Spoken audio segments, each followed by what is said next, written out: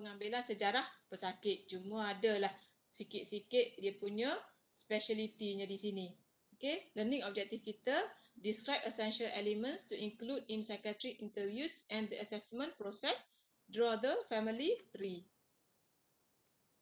Okay, task for nurse conduct a psychiatric interview.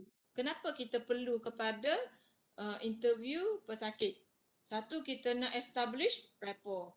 Mendapatkan kerjasama daripada pesakit sangat-sangatlah penting. Bila kita baik dengan patient, bila kita ada rapport yang bagus dengan patient, patient akan senang kita uruskan. Tak? Ada pesakit, kita maklumlah pesakit mental, ada setengah patient ni dia tak ngam dengan kita. Ada setengah patient dia paranoid dengan misi. Contohnya dia tak suka misi yang muka dia macam Cina. So dia tak nak lah dengan misi ni. Kena dengan misi lain lah.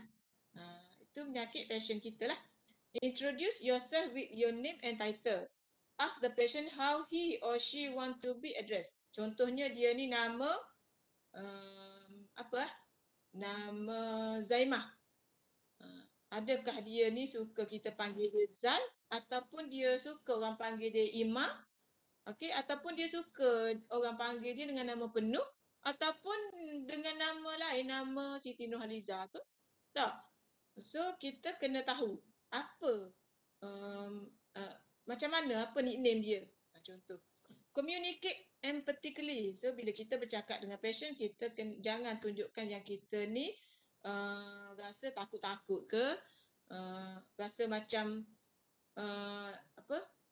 kita anggap dia macam patient normal lain juga, macam patient-patient biasa juga.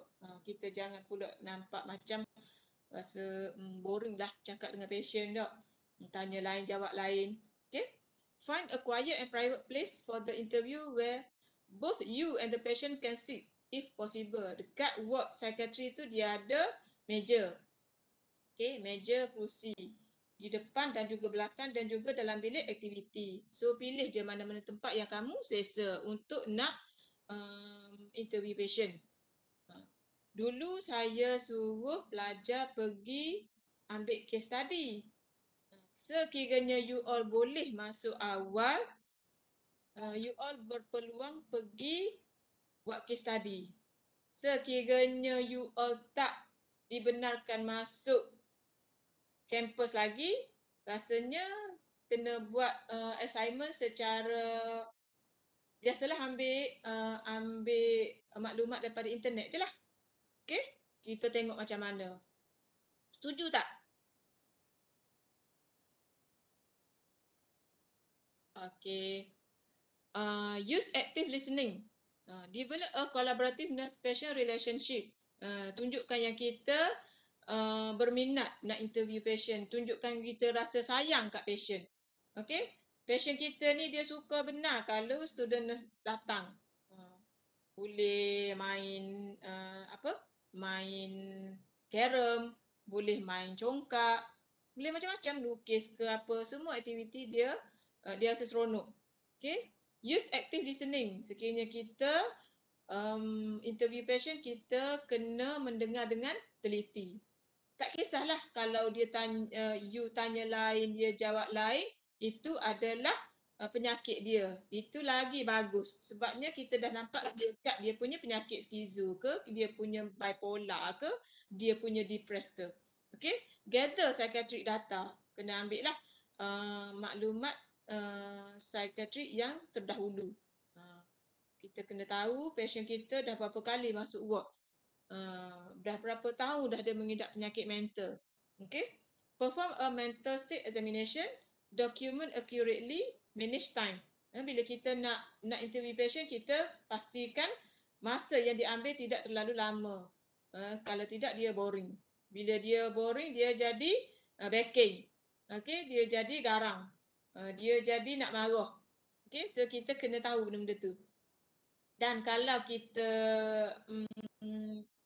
kalau untuk nak establish rapport yang paling baik, kita kena bawalah sedikit makanan sebagai umpan.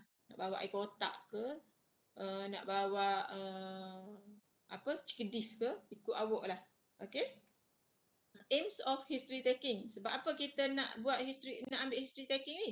Sebab kita nak establish rapport, kita nak kenal dia, kita nak tahu apa masalah dia, apa faktor penyebab dia, kenapa dia boleh dimasukkan ke ward.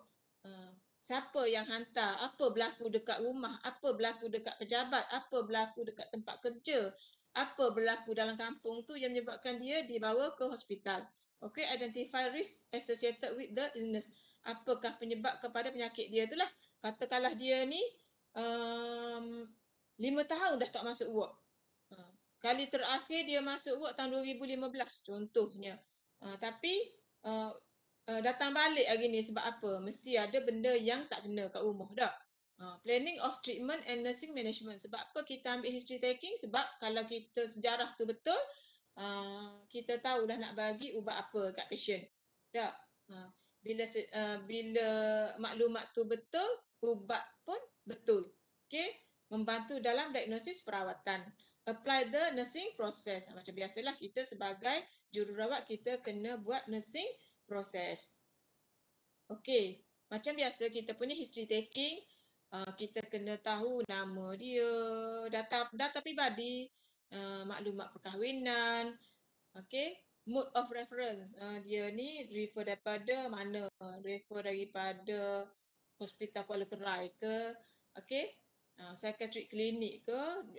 Contohnya dia berada di klinik hari tu dia ada TCA tapi dia mengamuk dekat klinik. So staff nurse daripada klinik terus hantar ke ward ataupun dia daripada GP, general practitioner, daripada klinik-klinik lain, okey, ataupun daripada hospital lain. Lepas tu reason for admission, kenapa dia dimasukkan ke ward. So kita tanyalah apa yang berlaku di rumah seminggu sebelum ataupun 2 hari sebelum. Okay, what's been happening in the recent past that brings you here? Chief complaint. So kita kena tahulah apa komplain utama dia. Adakah dia ni cuba membunuh diri, cuba nak terjun telaga, cuba nak gantung diri, ataupun dia ni agresif, tendang orang, pegang pisau, okey, ataupun perubahan tingkah laku. Daripada elok-elok bercakap dengan family, tiba-tiba jadi garang. Tiba-tiba kurung diri dalam bilik. Tiba-tiba menangis tak berhenti-henti cakap nak mati. Okay. History of present illness. Encourage patient to describe the present illness, include identify current symptom. Apa simptom yang ada pada dia? Contohnya dia dengar suara. Suara tu macam mana? Apa arahan daripada suara tu? Suara tu suruh dia buat apa? Precipitating factors. The client's perception of how this symptom affect the current situation and current treatment. Okey, apakah simptom yang ada pada dia yang menyebabkan dia ni dia tak boleh tidur ke, dia tak boleh melakukan pekerjaan ke, dia tak boleh melakukan ADL ke. Okey, type of onset, adakah ianya tiba-tiba berlaku ataupun dia kata lama dah tapi dia pendam, ataupun dia rasa malu nak datang jumpa doktor, okey, ataupun dia malu nak mengaku dia mengalami masalah mental. Berapa lama dah dia ni mengidap penyakit ni? Contohnya dia kata saya dah 10 tahun dah. Keluar masuk setahun sekali mesti masuk ward. Contoh. Describe in detail nature of event and relationship to onset of problem. How the problem develop, when is the problem at worst. Okay. Effect, adakah mengganggu social function dia, kehidupan seharian dia, pekerjaan dia. Any deterioration.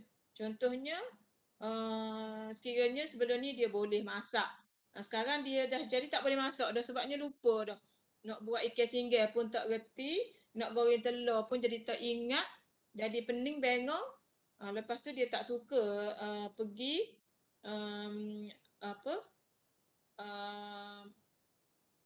aktiviti dengan kawan-kawan ke, dengan family ke. Okey. So semua tu dia tak suka. Okey. Associated disturbance in sleep. Gangguan pada tidur. Contohnya dia ni dah 10 hari dah tak tidur. Ataupun dia mengalami gangguan dari segi makan. Tak nak makan sebab dia rasa semua makanan tu mengandungi racun. So dia tak makanlah. Yang dia boleh makannya, contohnya dia minum air mineral. Air mineral yang dia sendiri buka. Itu yang penyakit paranoid. Dia sendiri buka, maknanya dia tahu benda tu masih lagi elok. Kalau air mineral yang dah terbuka, apa ni, dia tak akan ambil. Adakah dia ni mengambil bahan terlarang, drug ke, bahan-bahan substance, bahan-bahan lain macam pil kuda ke, ataupun mengambil alkohol. Okey, semua tu kena tanya. What kinds of changes in your thought? Apa benda dalam pemikiran dia? Adakah masa ni dia rasa diri dia tak berguna, lebih baik mati, ataupun dia rasa orang selalu mentertawakan dia, menghina dia. Okey, ataupun dia rasa diri ni sangat miskin. Okey. What medication are you currently taking? Ada ambil ubat tak sebelum ni? Ubat tu makan elok ke? Apa warna ubat? Okey. So semua-semua kena tanya.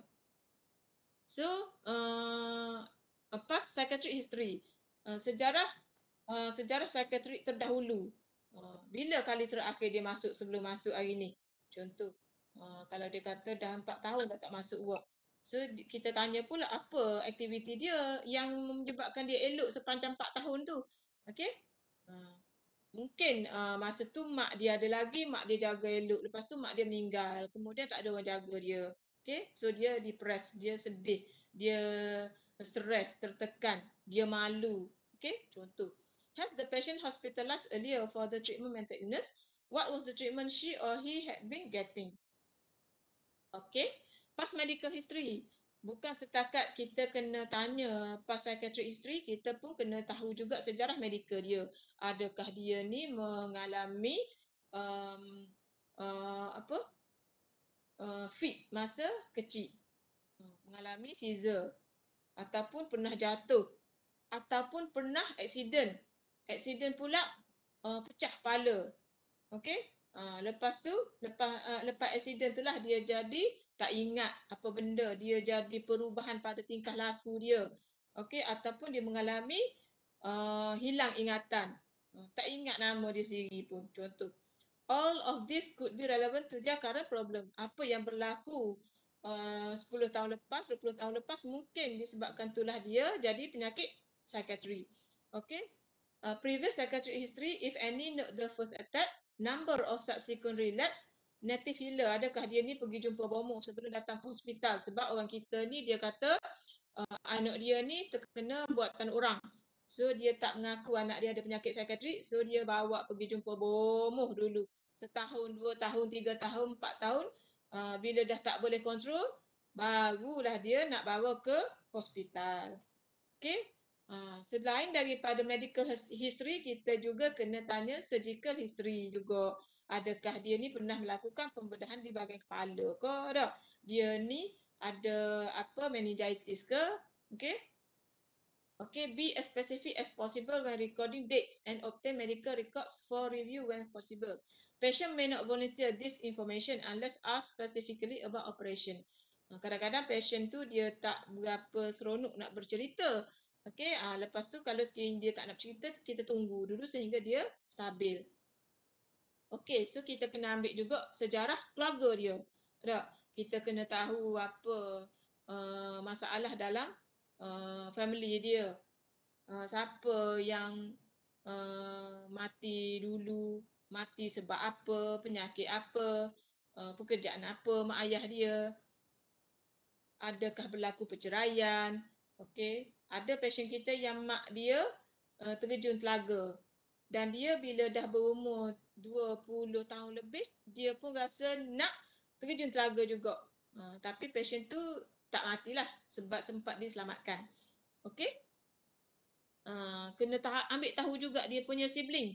Katakanlah dia ni ada 5 beradik, kena tahu laki puan, berapa umur, pekerjaan adik-beradik dia.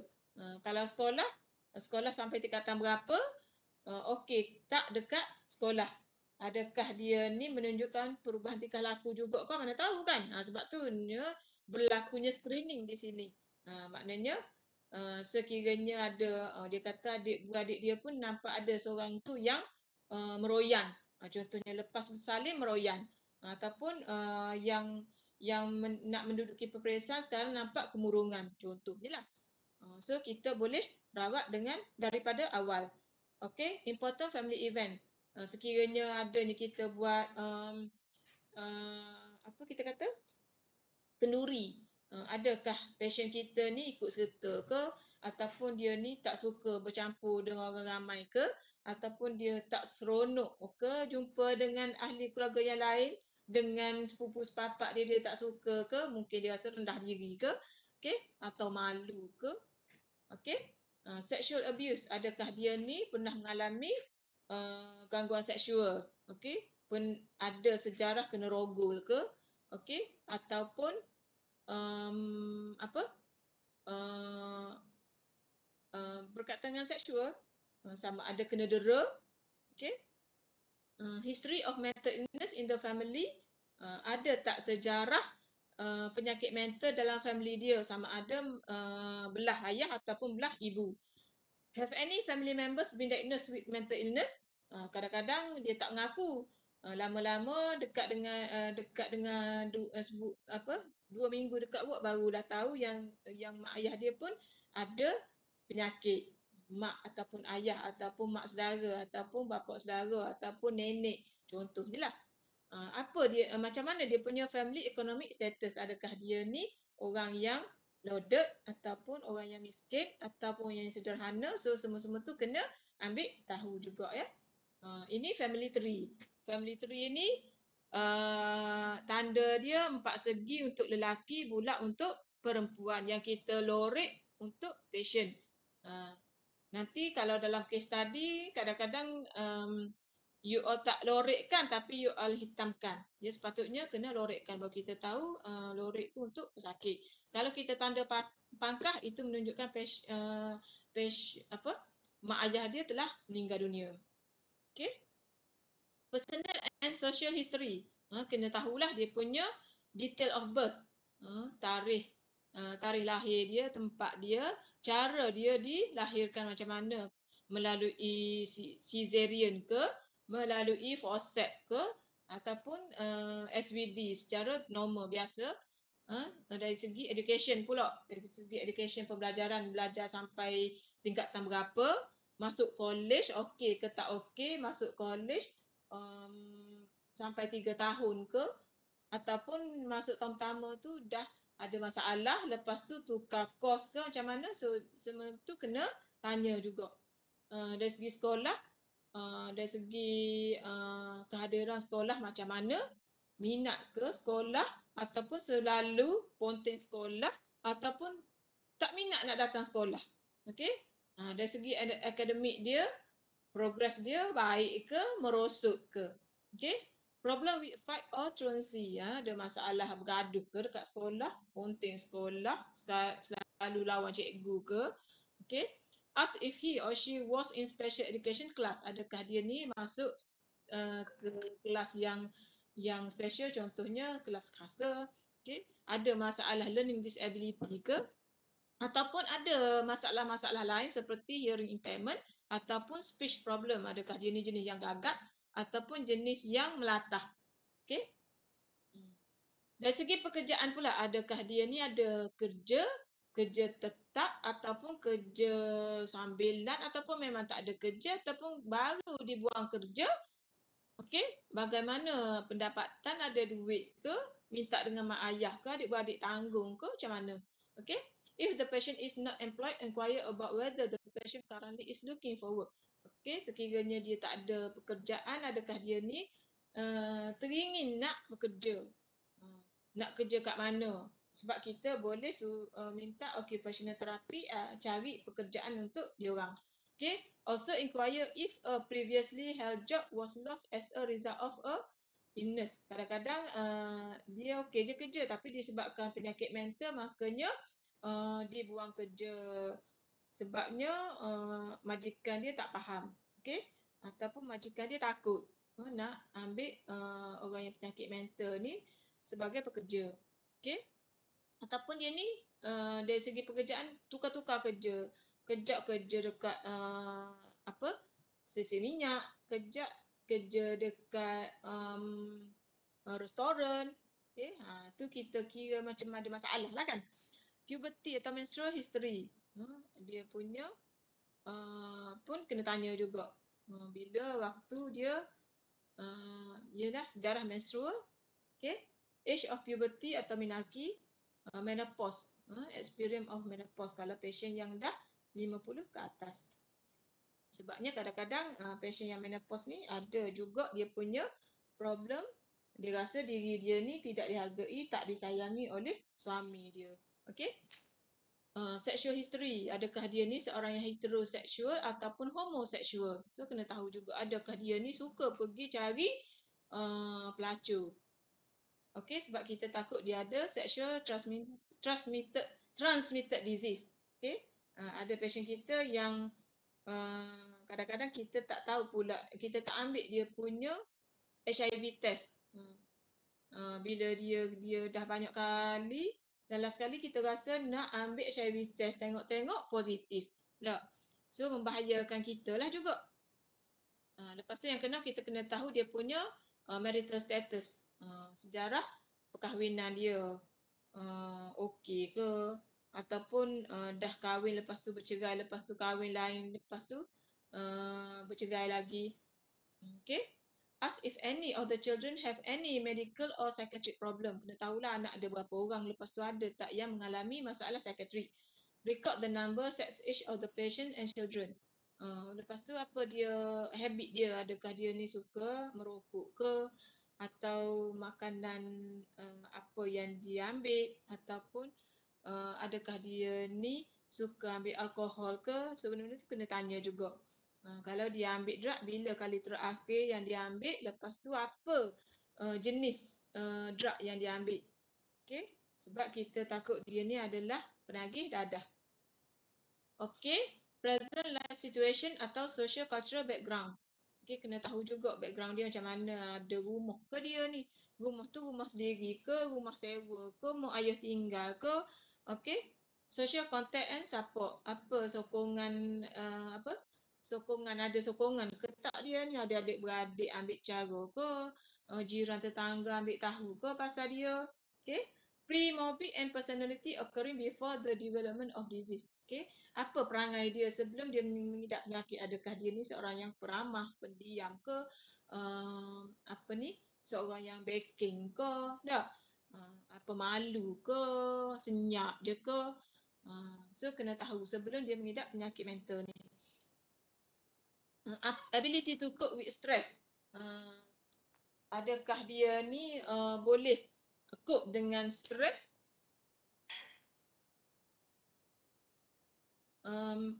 Adakah dia ni jenis kalau datang je stres dia pun rasa nak mengamuk, ataupun bila ada stres sikit nak tendang pintu, stres sikit nak mati, stres sikit nak bunuh diri, stres sikit nak bunuh orang. Tak. So kita tengoklah setengah orang tu dia boleh cope dengan stres. Marilah masalah macam mana pun dia tetap tersenyum. Macam saya. Okay. Hobi and interest. Apa dia punya hobi? Hobi dia suka window shopping ke, hobi dia suka selfie ke, hobi dia suka main TikTok ke. Okay. So ada benda-benda yang dia punya interest tu boleh membawa kepada kehidupan yang lebih baik. Kan? Ataupun dia ada seorang kawan yang dia percayai. So dia jumpa kawan, dia cerita masalah dia, jumpa kawan yang dia percaya tu dia ajak keluar, tengok wayang, okey, jalan-jalan, makan dekat restoran dikocok ke, okey, naik kayak ke, naik boat ke, kan? Lakukan sesuatu yang kita boleh membahagiakan diri kita sendiri. Okey? Apa dia mental state examination? Dalam mental state examination ni dia ada appearance, attitude and behavior. Satu. Yang ni saya akan ada topik lain lah untuk MSCE saja.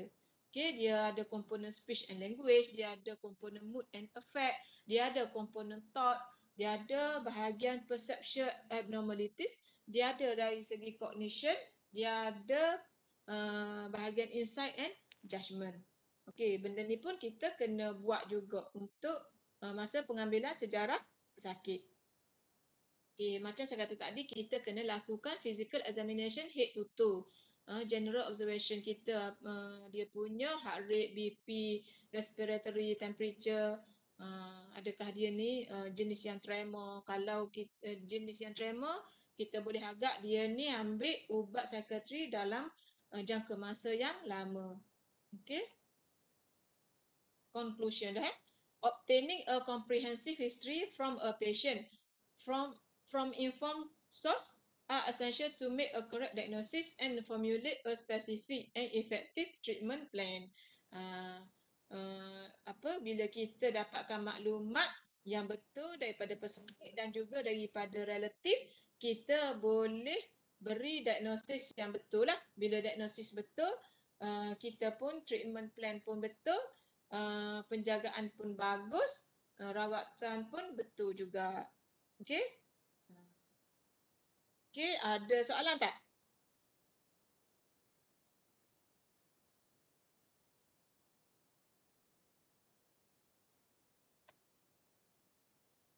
Boleh kita teruskan dengan MSE? Boleh Puan. Okey. Ada lagi rupanya. Psychiatric history taking dia kena merangkumi benda-benda ni lah. Satu, personal detail. Dua, presenting complaint. Apa complaint utama dia? Boleh Puan. Tiga, history of presenting complaint. Empat, past psychiatric history. Lima, past medical history. Enam, sejarah drug and alcohol. Tujuh, family history. Lapan, personal history. Sembilan, pre-morbid personality. Okey, maka complete lah kita punya psychiatric history taking. Terima kasih.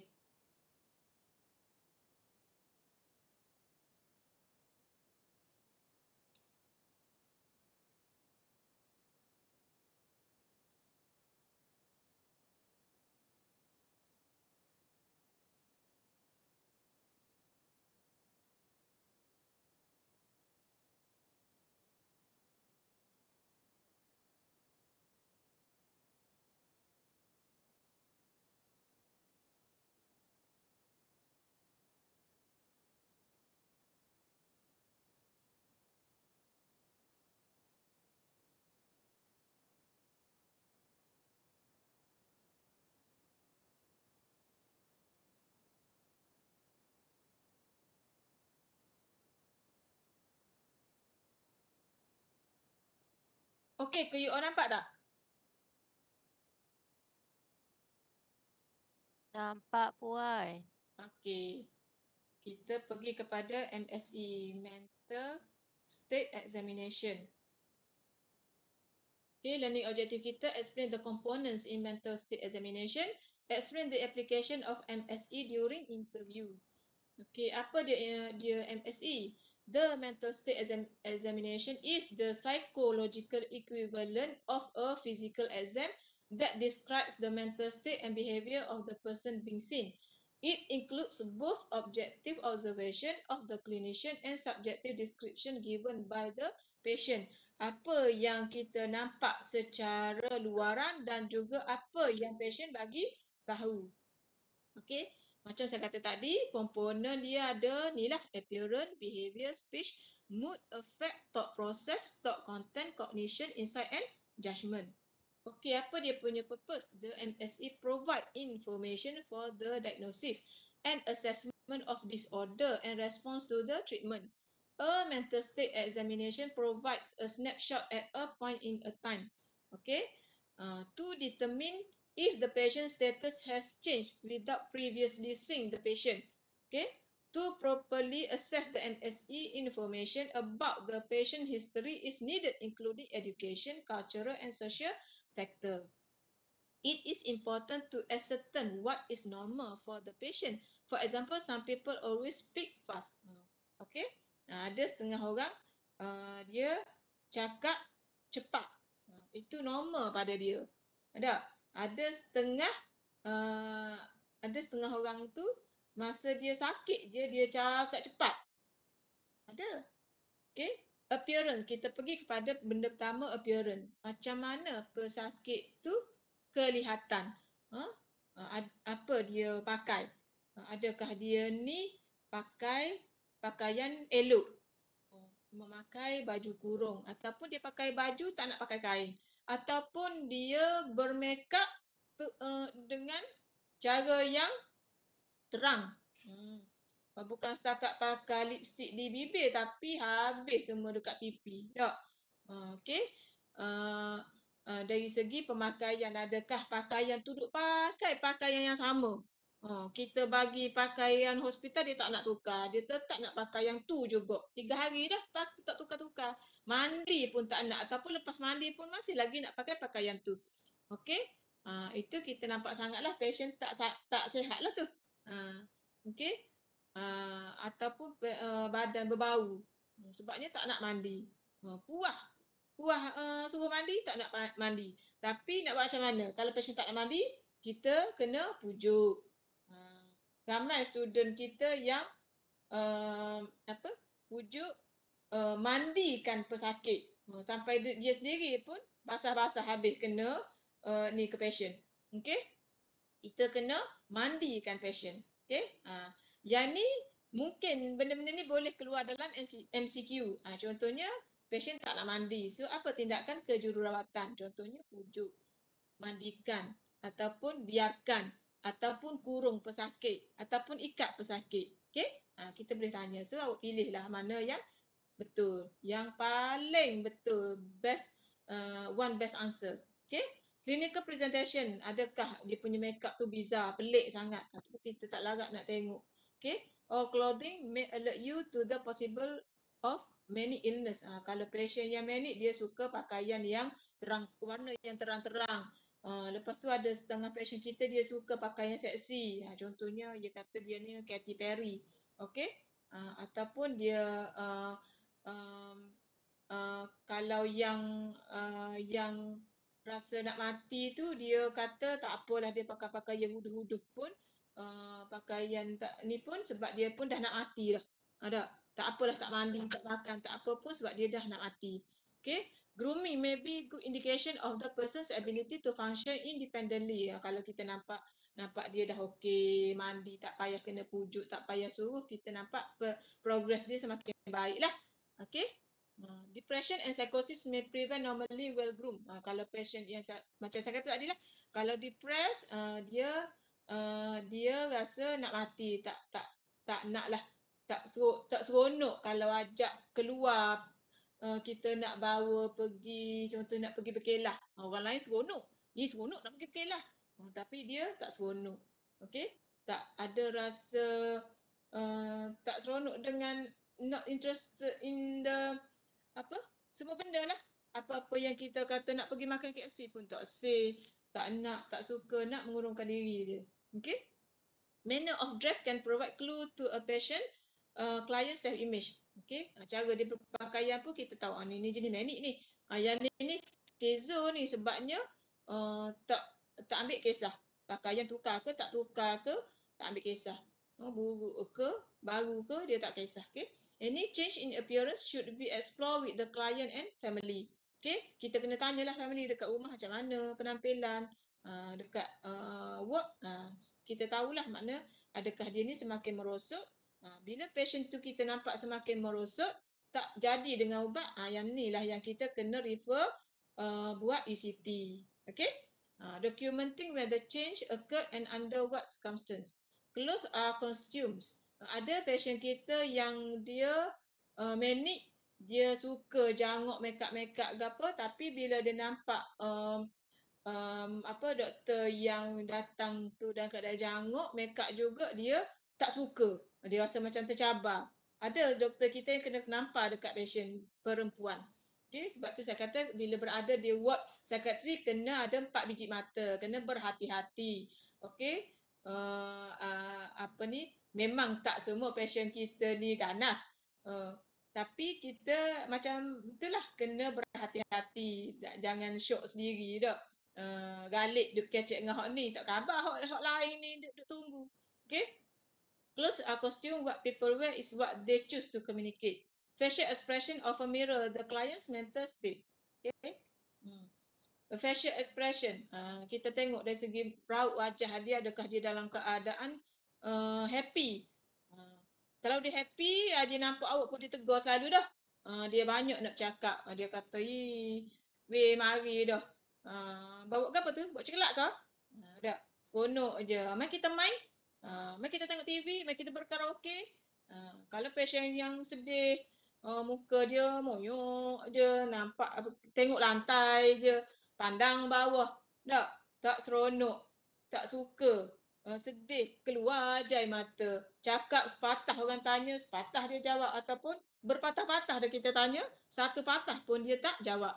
Anxious, nampak worried, nampak gelisah, nampak tak senang duduk.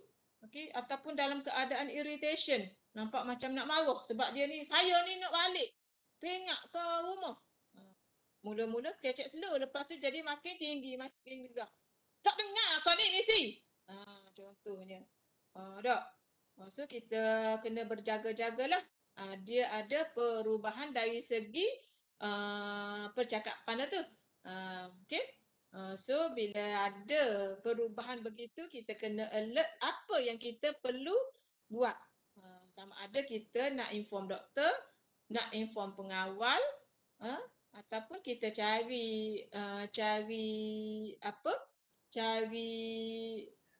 kaki tangan. Contohnya kita ni kerja 2 orang je. Yang seorang tu pergi farmasi ke? Tak. Sebab kita setiap hari Rabu kita kena ambil ubat di farmasi kan. So staff nurse tak ada seorang. So bila pasien mengamuk, kita kena berjaga-jaga.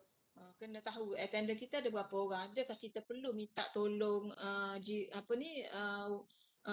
staff di ward sebelah. Kalau kita berada di ward 5 utara, adakah kita nak tanya staff nurse dekat 5 selatan. Okay?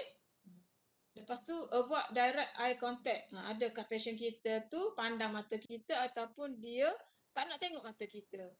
Okay? Tu pun kena alert lah juga. Okay, behavior. Apa perangai dia? Adakah normal? Adakah dia ni jenis yang hyperactive? Maknanya kejap duduk, kejap pergi dekat TV, kejap pergi pintu, pegang pagar, tendang pagar, kocok pagar, bertepik melaung. Weh, mari, aku boring. Contohnya. Mari, sini. Puah weh. So kita kena alert juga begitu. Pasien kita ada yang tidurnya di atas katil, ada juga yang tak boleh tidur atas katil dia sebab dia takut rosak dia punya cadar. So dia tidur di lantai. Ada pasien kita yang dia hyperaktif, dia lawan bila kita bagi injection, sepatutnya ubat tu membuatkan dia mengantuk, tapi dia tak mengantuk. Dia mata kuyu pun dia masih jalan huyuh-hayang, last sekali tidur atas lantai. Okay? Agitation, adakah dia ni jenis yang agitation, jenis yang tak senang duduk lah. Kadang-kadang kita panggil, dia datang. Kadang-kadang tak sempat nak tanya, dia dah bangun dah. Okay? Decrease amount. Adakah jenis yang duduk je, tak bangun-bangun. Okay? Ada juga. Poverty of movement. Nampak lethargic, letih. Itu yang biasanya yang jenis depressed. Okay? Tremor, adakah dia ni getar dia punya tangan, trembling ataupun shaking. Akathesia, motor restlessness, jenis yang bila contohnya kalau duduk di kerusi, kaki dia ni asyik bergerak aja. Okey? Kalau saya mengajar face to face, saya boleh tunjuk macam mana. Tapi sebab dalam ni susah sikit. Inability to sit still, tak boleh nak duduk diam. Okey? Dyskinesia, involuntary buccal facial movement. Dia punya bibir mulut dia ni bergerak-gerak. Macam arnab. Okey, itu tandanya dia ni dah lebih daripada 10 tahun mengambil ubat antipsikotik. Okay, motor behavior, the capacity to initiate action or motor discharge that concern the basic striving of a person as expressed through his behavior. Okay, kita boleh tengoklah dia ni jenis yang restless ke, jenis yang tak duduk diam ke, jenis yang sentiasa busy. Orang bagi makanan dia bukan nak makan ke dia, duk nak galik, nak suap orang. Tak. Kalau kita ikat passion lain, dia sibuk lagi buka ikatan orang lain. Okey, dengan dia sendiri kita ikat. Kalau yang jenis macam ni. Sometimes aggressive and destructive behavior. Kadang-kadang kalau dia rasa dia ni bos. Kalau tak dengar kata dia marah. Dia backing, dia rasa nak pempang habis semua passion kat situ. Okey? Yang jenis manic, letihlah sikit awak nak jaga sebab dia rasa dia lah hebat, dia rasa dia bijak, dia rasa dia kaya, dia rasa dia bisa.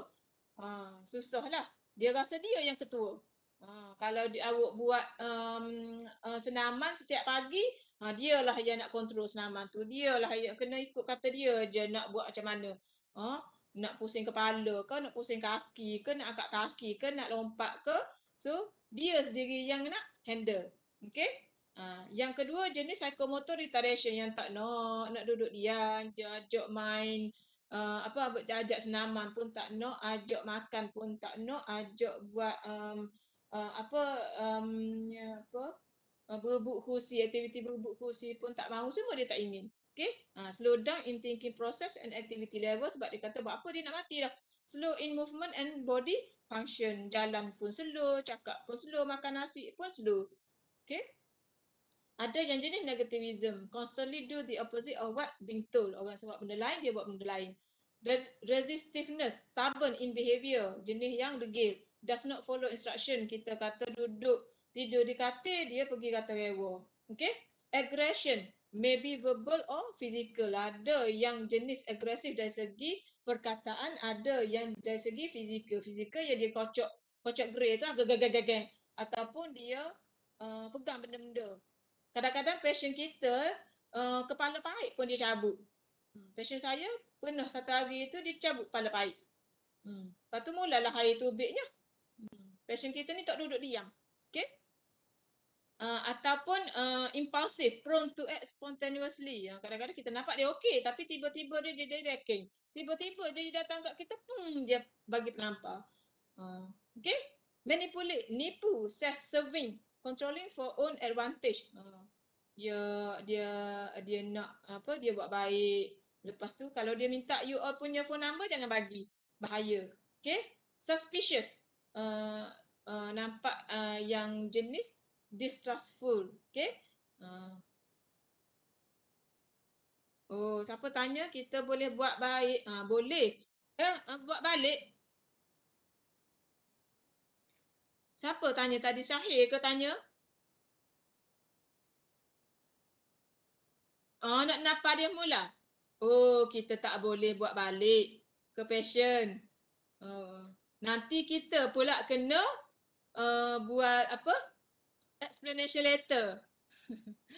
Sebab tu kita kata kita kena berhati-hati. Okey. Tapi memang ada juga yang kalau dia tidur atas lantai, kita pergi pujuklah dia, suruh dia naik atas katil. Ataupun kita win-win situation. Contohnya kita kata anak tidur malam. Kalau juruh saya nak bagi cekelak sebutir.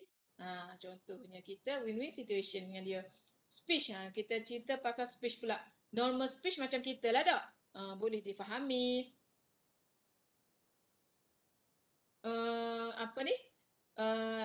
Bila kita bercakap orang faham kita faham orang tak. Ada setengah passion ni dia guna language dia je yang kita pun tak faham. Okey? Doktor pun tak faham. Okey, itu sebabnya dia punya salah satu simptom dia lah. Feeling as expressed through language. Communication through the use of words and language. Okey? Ada setengah passion kita yang macam kalau depressed dia satu sepatah kita tanya lama sejam baru jawab satu. Okey. Itu apa kita panggil poverty of speech. Okey. Ataupun jenis yang bercakap banyak. Bercakap tak berhenti-henti. Kita nak mencelah pun tak boleh. Asyik dengar dia je. Lepas tu makin kuat. Lepas tu kalau kita kata yang apa? Idea. Idea dia melompat-lompat. Mula-mula dia cerita dia suka makan pucuk paku. Lepas tu dia cerita dia naik kapal terbang. Lepas tu dia cerita pasal dia punya kekayaan dia. Lepas tu dia cerita dia ni duduk hotel. Tu apa? Adalah dia punya istilah dia. Okey?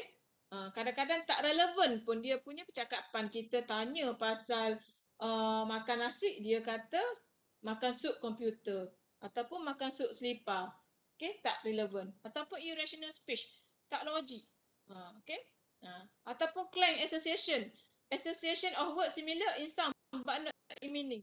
Tak apa-apa cakap dia merapik meraban. Tak. Pressure of speech makin kuat. Lepas tu dia dah jadi backing. Okay. Voluble speech. Difficult to interrupt. Dia cakap kita nak tanya pun tak boleh. Dan last sekali kita lock dia je kecek. Has a lot of ideas and move from topic to topic. Okay? Banyaklah topik dia nak cerita pasal benda tu, benda ni. Okay? Kalau normal, in rate, tone and volume. Kalau slow, rate dia less than average. Fast pressure, rate greater than average. Soft, decrease volume. Okay? Soft. Kita tanya, dah makan ke?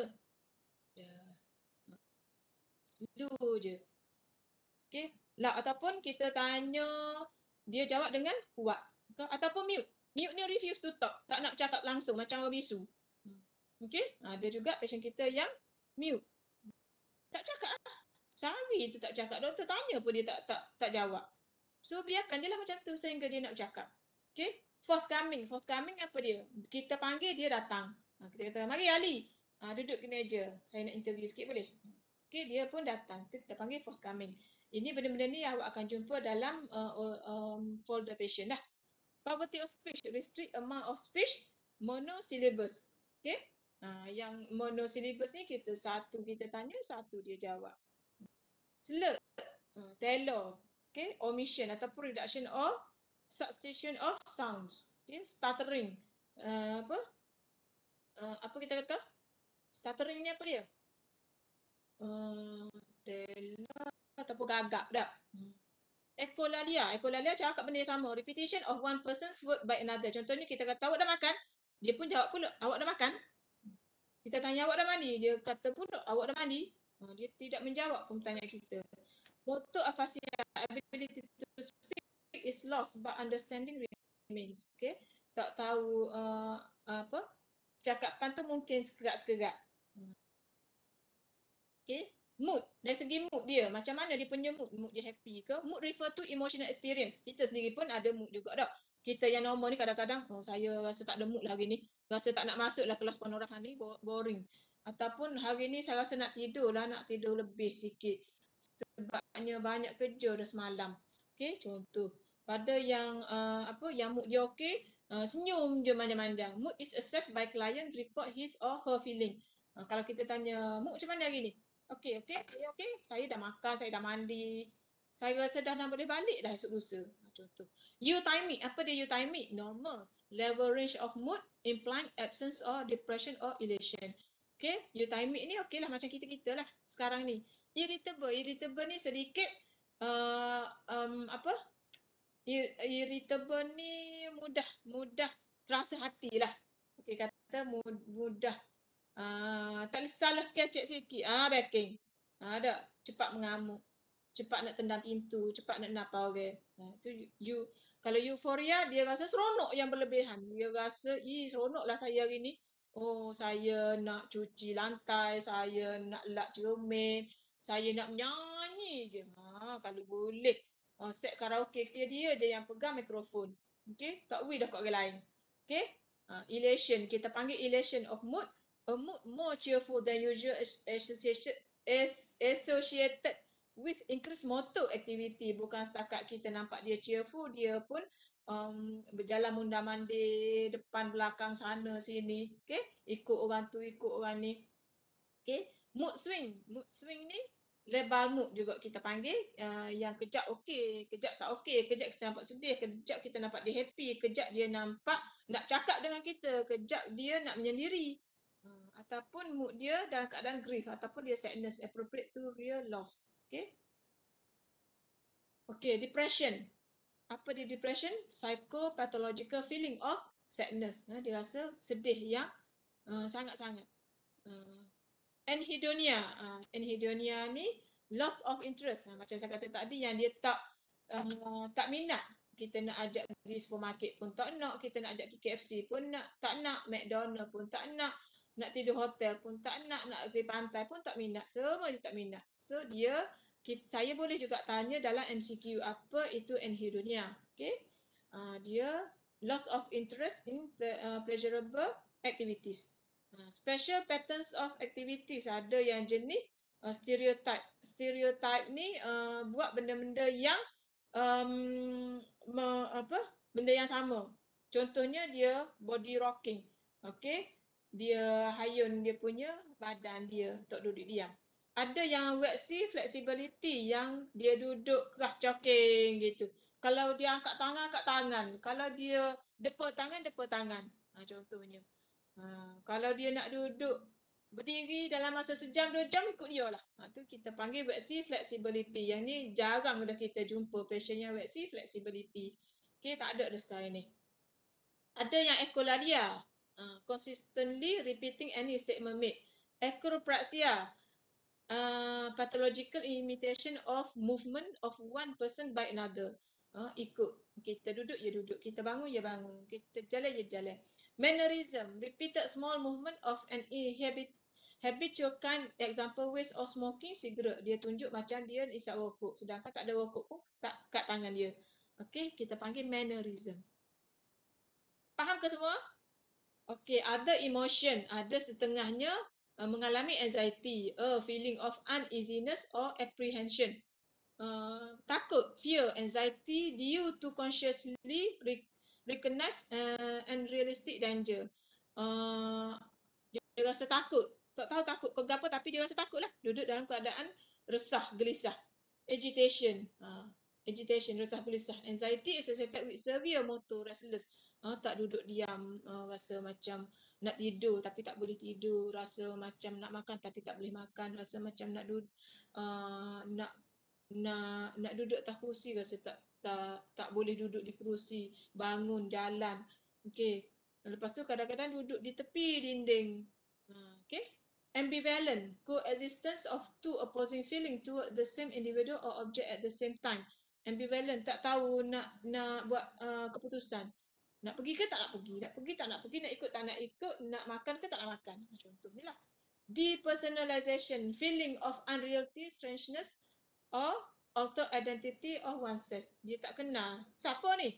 Mak, ayah bukan? Anak ke bukan? Padahal anak dia dah mari.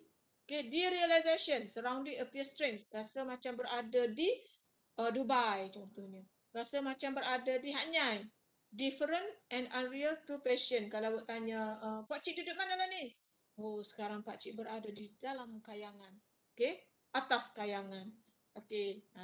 Apathy, dull emotional tone associated with detachment or indifference. Decreased interest. Tak minat juga ni jenis yang senyap juga ni, macam depressed. Hostility. Hostile ni dia tengok kita pun nak tubik putih mata. Express anger, dia rasa nak marah. Ini kena berhati-hati. Okay. Affect. Affect ni muka dia macam mana. Affect refers to immediate expression of emotion. Okay. The emotional state we observe. Macam mana kita nak tengok patient tu dalam keadaan apa? Contohnya dia ni muka dia flat je. Benda yang lucu pun dia tak senyum. Apatah lagi nak ketawa. Dia gitu belantak je muka dia. Okay. Type euthymic, dysphoric, depressed ataupun irritable ataupun angry. Okey. Dysphoric. Yang tadi euphoric, dia ni seronok. Elated mood. Range. Sama ada dia ni jenis yang apa? Blunted, flat ataupun jenis yang kalau tengok dinding pun boleh tembus dinding. Okey? Congruency. Does it match the mood? Adakah kalau kita kata nak kita kata esok kita nak pergi Bukit Keluang. Seronoknya. Ada setengah orang yang normal dia akan kata seronoknya. Tetapi bagi yang passion kita ada setengah dia kata seronok. Tak. Seronok dalam keadaan yang tidak appropriate lah, tidak menunjukkan dia ni rasa seronok. Okay. Disorders of affect, inappropriate, disharmony between the emotional feeling, tone and the idea. Thought or speech in accompanying it. Okay. Blunted of affect manifested by a severe reduction in the intensity of externalized feeling tone. Okay. Blunted je muka selamba je gitu. Flat affect absence or near of affective expression, voice monotones. Cakap pun sepatah je dah. Lebal affect. Rapid and abrupt changes in emotional tone are related to external stimuli. Tak kira lah apa masa kita pasang lagu pun dia seronok, kita tak pasang lagu pun dia seronok juga. Okay, clinical presentation, blunted and flat affect are often seen in schizophrenia. Okay, kalau patient, kalau kita yang dah ada pengalaman lama dekat psikiatri, kita tengok muka pun kita dah tahu dah orang ni mengidap penyakit schizophrenia. Blunted affect may be seen with clients on antipsychotic medication. Depressed client may be unable to control dia punya sudden tearful outburst. Kadang-kadang dia cakap sikit pun dah keluar jebot-jebot dah air mata dia dah. Kalau manic ni jenis yang cakap sikit suka. Asyik ketawa je kerja dia. Dia seronok. Okay, thought process. Apa berlaku dalam kepala dia? Describe the rate of thoughts, how they flow and are connected. Kadang-kadang dia cakap banyak benda dalam fikiran dia. Dia rasa orang yang jutawan. Dia nak buka kedai komputer. Dia nak bini ramai. Dia minta padan dengan seorang ni. Setiap bini dia 4 orang ni dia nak bagi sejuta seorang. Macam-macam lah dia punya aliran dalam pemikiran dia. Thought process refer to the formation and coherence of thoughts and is inferred very much through the person's speech and expression of idea. Adakah normal logik ataupun betul dia punya goal directed. Okay. Kalau abnormal, dia association are not clear. Tak tahu gapo dia kecek. Tak ada penghujungnya. Tak faham. Example include flight of ideas. Cakap melompat-lompat. Benda banyak dalam kepala dia. Sebab benda dia nak buat. Word salad ataupun percakapan tu kita tak faham. Talk block ataupun dia senyap je. Tak tahu apa benda nak cakap. Kita tanya pun dia tak jawab tu. Dah jadi talk block. Okay. Flight of ideas, quickly moving from one idea to another ataupun abrupt topic changes. Mula-mula cakap pasal nak meniaga komputer. Lepas tu cerita tentang nak jadi nak buka kedai kasut. Si patient with manic. Patient manic jenis ada flight of ideas. Benda-benda ni pun saya boleh tanya dalam MCQ. Okay, word salad, nonsense words. Highly irrelevant comments, loose association or derailment. Keluar daripada landasan dah. Tak tahu apa benda dah. Okay. Thought content, apa benda dalam kepala dia. Refer to the themes that occupy the patient thought and perceptual disturbance. Gangguan persepsi. Kadang-kadang yang tu yang kita kata dia ada hallucination tu, gangguan persepsi lah. Halusinasi ni ada yang dengar suara, ada yang nampak benda. Okay. Example include preoccupation, ideas of reference, hallucination, derealization, depersonalization and delusion. Hallucination, false sensory perception, can be auditory, sama ada dengar benda-benda yang orang lain tak dengar. Visual hallucination, nampak benda yang orang lain tak nampak. Okay, kita beza halusinasi dengan ilusi. Ilusi contohnya awak tengok keluar tingkap, awak nampak pokok tu bergoyang. Okey, benda tu kita kata ilusi. Bergoyang disebabkan oleh angin yang tiup. Dah.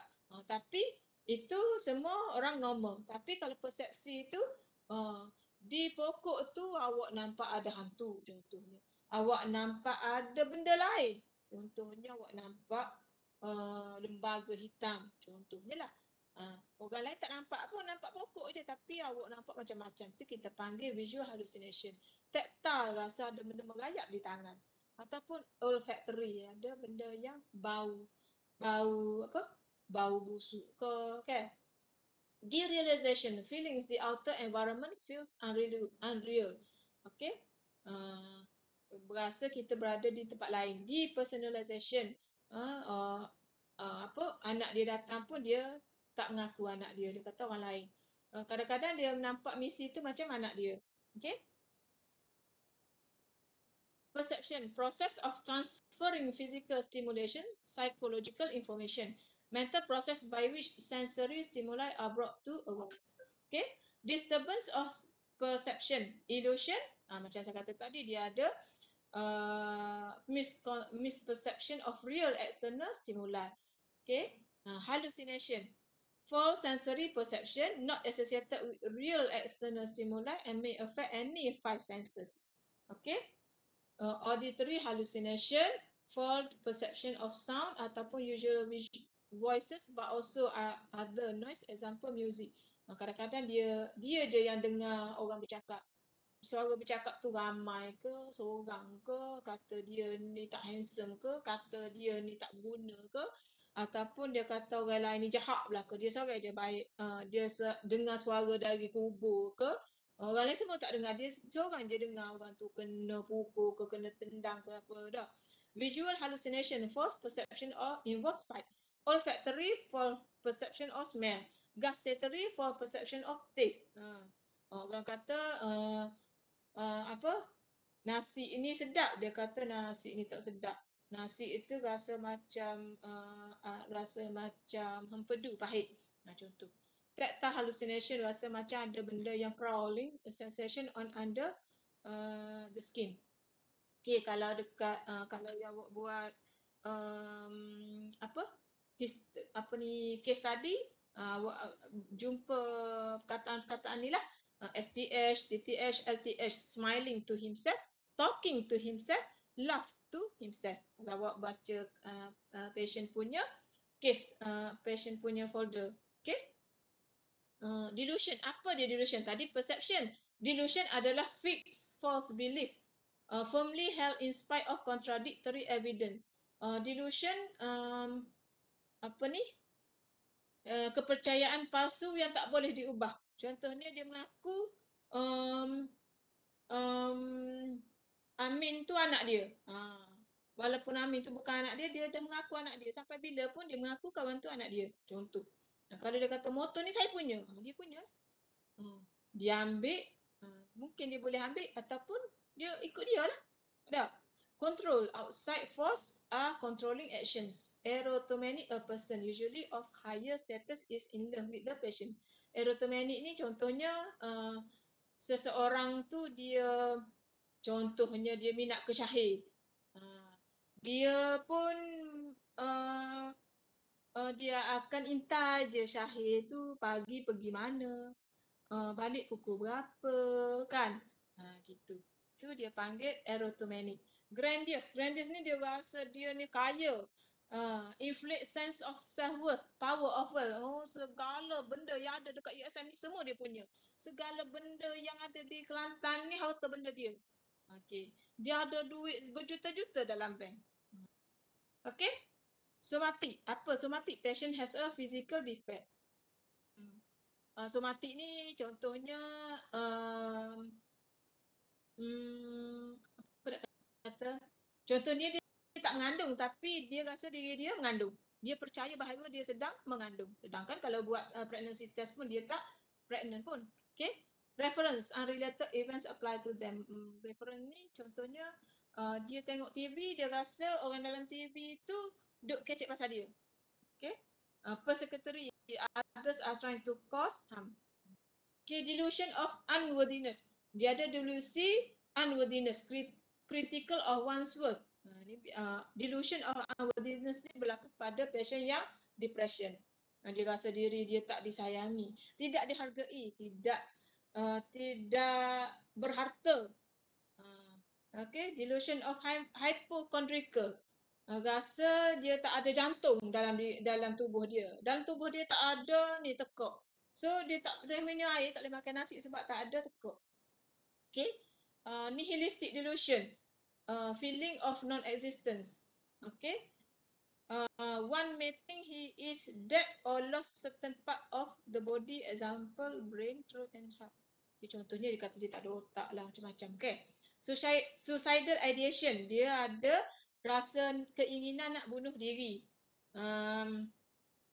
Sama ada dia ada idea nak bunuh diri ataupun dia plan untuk bunuh diri.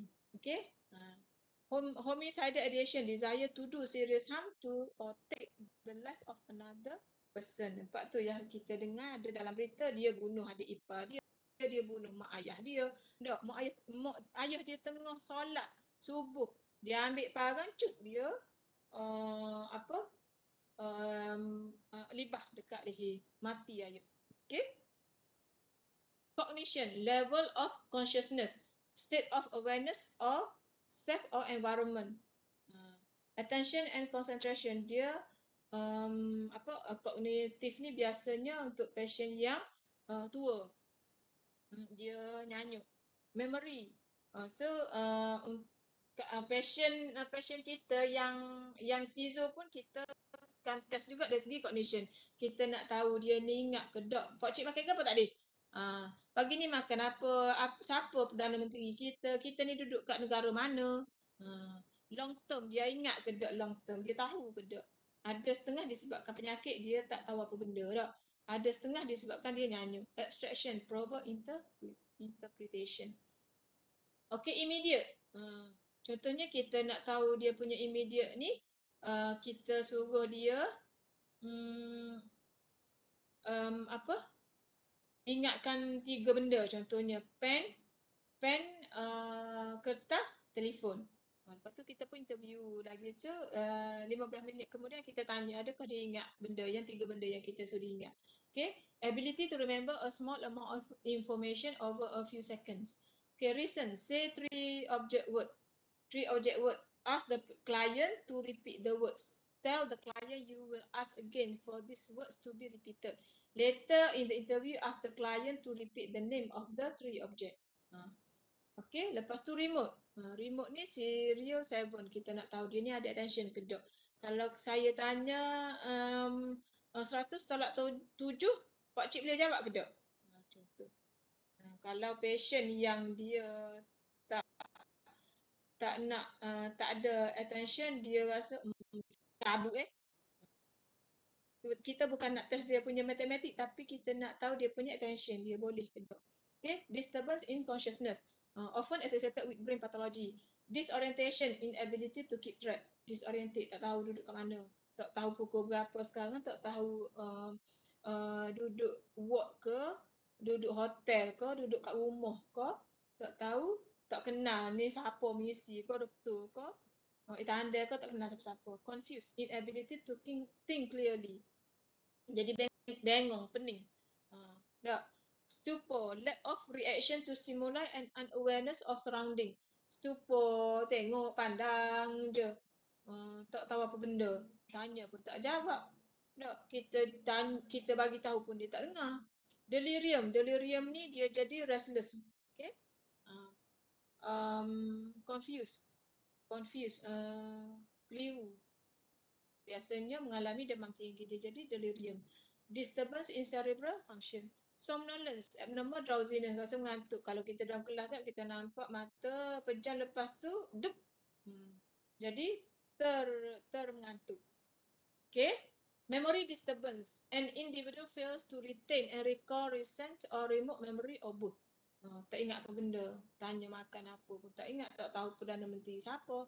Amnesia, partial or total inability to recall past experience. Itu kita panggil amnesia. Tak? Para-amnesia, falsification of memory by distortion of recall. Tak boleh nak ingat benda. Confabulation, unconscious feeling of gaps in memory. Kadang-kadang ingat kadang-kadang cerita pasal benda sama tak. Mula-mula dia cerita pasal pucuk paku. Lepas tu dia cerita benda lain, petulang lagi pasal pucuk paku. Contohnya. Dia panggil unconscious feeling of gaps in memory. Dia jauh illusion of visual recognition. Okay. Judgment. Kita nak tahu macam mana judgment. Judgment ni contohnya kita tanya patient tu kalau Pak Cik jumpa sapu surat. Nak buat macam mana? Sapu surat tu yang telah ada stamp. Kalau dia ni poor dia kata buat je lah. Buat gapo nama bukan masalah kita. Itu juga tak. Lepas tu kalau good judgment apa dah ada stamp dah molek-molek kita dah. Contoh. Kalau kita nak tahu pasal general knowledge, siapa Perdana Menteri kita, siapa wakil rakyat kita dah. Kalau dia boleh jawab, jawablah. Maknanya dia okey lah. Insight, dari segi insight kita nak tanya. Lepas keluar daripada work ni, apa rancangan Pak Cik seterusnya? Oh, saya nak tubik nego pasal malam. Tapi tak ada modal. Kalau tak ada modal, Pak Cik nak minta pinjam dengan adik-beradik. Contohnya, maknanya dia ada insight. Lepas tu Pak Cik ni nak 2 minggu lepas ni ada temu janji nak mari. Nak mari ke klinik ataupun ubat Pak Cik kena makan. Itu tandanya dia ada insight. Okey. Dia tahu dia ni mengalami sakit. Lepas tu sakit dia ni kena teruskan dengan ubatan. Okey. Do you think you have a problem? Kalau dia kata, Pak Cik kelik ni agak malah mari hospital. Kenapa Pak Cik bukannya sakit? Do you need a treatment? Tak say dah, tak say makan ubat. Kenapa gila? Buat kau gila dia kata. What are your plan for the future? Contohnya kita tanya, tak ada apa-apa, nak duduk saja. Kalau dia seorang yang ada insight, dia rasa nak perbaiki diri dia. Okay, intelligence. Intelligence ability to understand, recall, mobilize and integrate constructively previous learning in meeting new situation. Disturbance intelligence, ada yang mental retardation, passion kita ni ada yang mild, IQ ada yang moderate, ada yang severe, ada yang profound. Kalau dementia, organic loss of mental function characterized by loss of cognitive and intellectual ability. Okay. Conclusion dia, mental state examination mengandungi benda-benda tadi lah, general appearance and behavior, emotional disturbance, speech, thought disorder, perception disturbance dan juga cognitive function. Okey, itu saja pembelajaran kita 3 topik hari ini. So, ada soalan ke?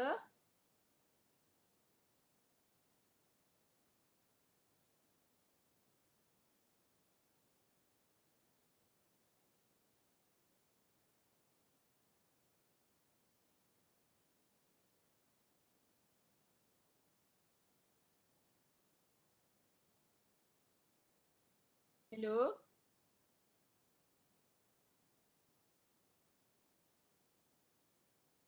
Sekejap.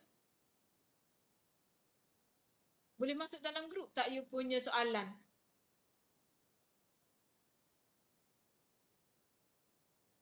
Kalau lahir Caesar apa dia tadi?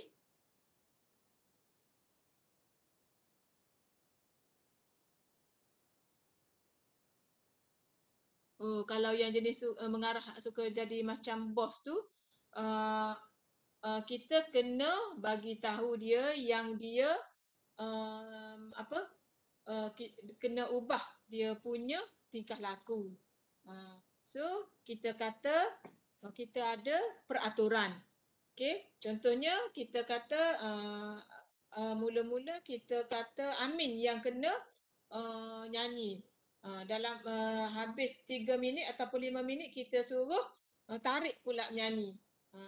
Habis 5 minit kita suruh Syahir pula menyanyi. Habis 5 minit kita suruh Sufi pula menyanyi. Jadinya kita adakan peraturan baru dia tahu mana betul mana silapnya dia. Okey, so dia kena ikut peraturan. Kita jangan dia ikut area dia. Okey.